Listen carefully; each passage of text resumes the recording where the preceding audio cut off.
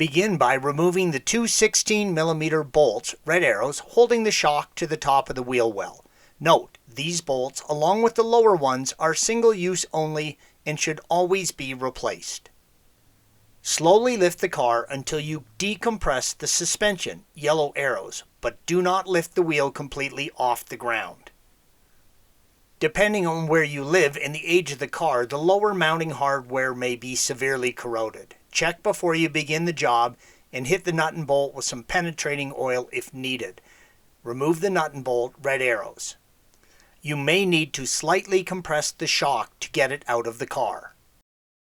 Inspect the lower bushing, red arrow, upper shock mount and bump stop, green arrow, along with looking for any excessive oil leaks, yellow arrow. If you are changing shocks, remove the upper mounting bracket.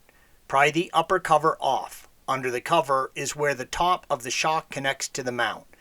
Volkswagen recommends using a special tool to remove the shock, but you may be able to do the job with a crescent wrench, yellow arrow, and a 16mm red arrow wrench. Installation is the reverse of removal.